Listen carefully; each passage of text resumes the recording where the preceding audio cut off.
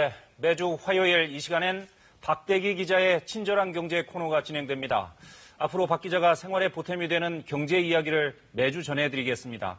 오늘이 벌써 올해 상반기 마지막 날이죠. 보통 정부의 정책이 하반기부터 달라지는 경우가 많은데 오늘은 박 기자가 이런 제도들 가운데 꼭 알아둘 필요가 있는 내용들을 준비해왔다고 합니다. 들어보겠습니다. 자, 박 기자 안녕하세요. 네, 안녕하십니까. 네. 먼저 자동차 살 때 정부가 세금 깎아주던 게 하반기부터는 좀 줄어든다고요? 네, 그렇습니다. 자동차를 살 때는 개별 소비세, 줄여서 개소세라는 것을 내게 돼 있는데요. 네. 그게 오늘까지는 1.5%였는데 내일부터는 3.5%로 오릅니다.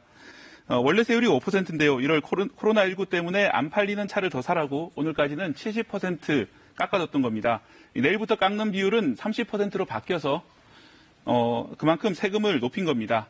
2%포인트 차이라고 생각하실 텐데 실제로는 더 차이가 납니다. 예. 교육세가 개별 소비세의 30%만큼 붙고 부가가치세도 10% 다시 붙기 때문입니다. 그래서 실제로는 차 공장도 가격의 2.86%가 오르는 효과가 나옵니다. 한번 계산을 해보시면 예. 공장 가격이 2천만 원짜리이던 중중형차는 오늘까지는 2,243만 원에 살 수 있는데 내일부터는 2,300만 원을 내야 살 수 있습니다. 이 세금이 57만 원 오르는 셈입니다. 아, 57만 원 오르는군요. 네. 그러면 저렇게 세금 오르면 차 살려던 사람들 차 사는 걸 좀 이렇게 머뭇거리게 주춤해질 수 있잖아요. 네, 그렇습니다. 좀 내수 위축이 좀 우려가 되는데요. 지금 이제 수출도 이번 달 들어 좀 나아졌다고 하지만 여전히 좀 좋지 않은 상황인데, 차 가격이 오르다 보니까 내수가 위축될 우려가 있습니다. 준중형차는 앞에 보신 것처럼 한 60만 원 정도 오르는 셈이고, 예. 중형차 같은 경우에 국산이 한 90만 원 정도 오르는 셈이기 때문입니다. 하지만 저는 정부가 지원은 앞으로는 늘리되, 전기차 등 친환경차 위주로 전환이 돼야 된다고 생각을 합니다. 이 경제를 살리는 한편 지구온난화를 예방하는 것도 중요한 상황이기 때문입니다. 그런데 내일부터 세금이 오히려 깎이는 경우도 있습니다.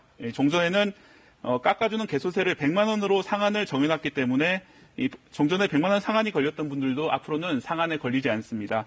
차값이 6,700만 원이 넘는 대형차나 수입차는 앞으로는 세금 깎아주는 폭이 더 늘어난다고 합니다.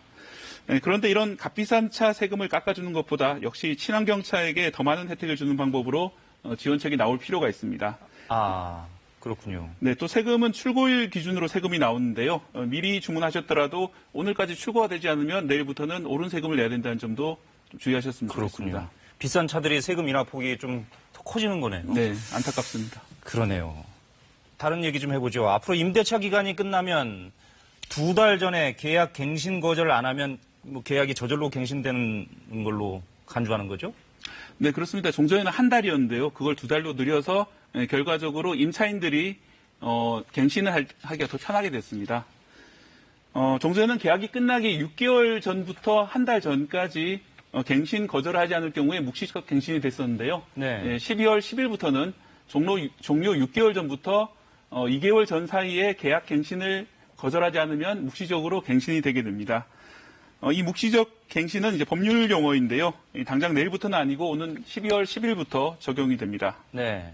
그렇게 되면 그건 어떻게 됩니까? 그 가령 전세금이나 월세금을 올리는 경우에도 2달 전에 미리 얘기를 해줘야 되는 겁니까? 네, 그렇습니다. 이제 만약에 2달 전에 미리 얘기를 하지 않으면 정전하고 똑같은 그런 조건으로 계속 2년이 연장된다고 생각하시면 되고요. 그러면 임대차 끝나기 2달 전에 미리 연락을 안 한 경우라면 임차인의 경우는 같은 조건으로 그냥 2년을 더 살면 되는 겁니까? 이게 이제 표면적 강행 규정이라고 임대인은 좀 불리하게 2년간 무조건 그대로 해줘야 되지만 임차인의 경우에는 자신이 더 살고 싶지 않다 말만 하면은 3개월 뒤에 효력이 생겨서 그때부터는 임대차가 종료가 되게 돼 있습니다. 예, 그렇군요.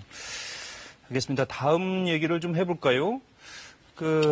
인터넷이나 IPTV 지금 요즘 해지하려고 해도 네. 이게 해지가 굉장히 어렵다고 얘기하는 분들이 굉장히 많습니다. 이게 좀 쉬워진다고요?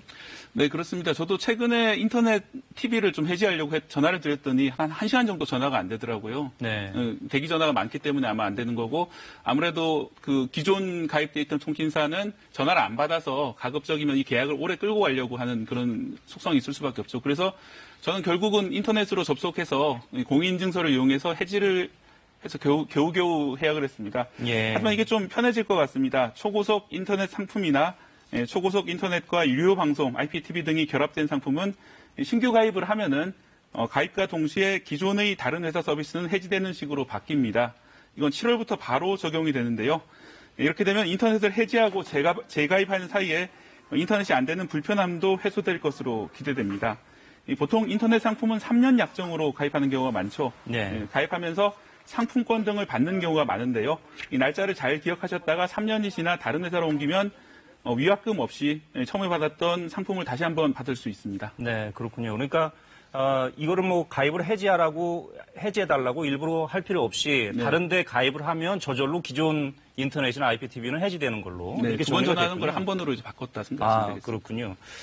자, 마지막 질문을 좀 드리겠습니다. 갈수록 요즘엔 복지가 중요해지고 있는데 복지 측면에서 뭐 좀 달라지는 거 없습니까?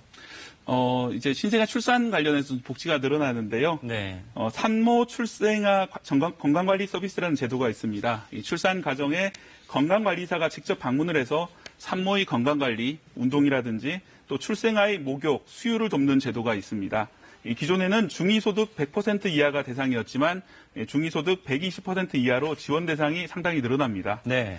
또 예술인도 고용보험을 통해서 보호를 받게 되는데요. 이에 따라서 예술인이 실직할 경우에 실업급여 그리고 출산 전후의 급여를 받을 수 있게 됐습니다. 예, 알겠습니다. 앞으로 박 기자는 매주 화요일 날 나오는 거죠? 네, 그렇습니다. 예, 기대하겠습니다. 오늘 잘 부탁드립니다. 들었습니다. 네.